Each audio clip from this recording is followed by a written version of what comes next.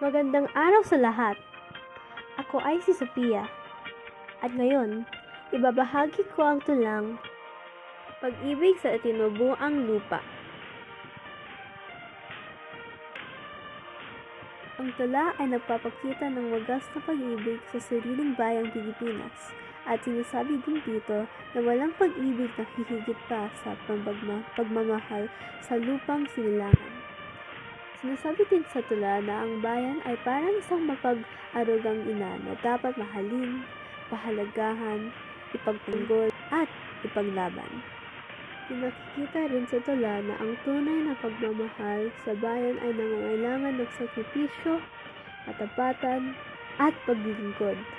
Ang tunay na makabayan ay handang mag-alay sa ang sariling oras, lakas, yaman, at pati na ang buhay para ipaglaban ang kalayaan, tingal, at kapakanan ng Sa huling bahagi, nananawagan si Andres Bonifacio sa lahat ng mamamayang Pilipino na magkaisa at kumilos laban sa pang-aapi at pang-alipin ng mga Kastila.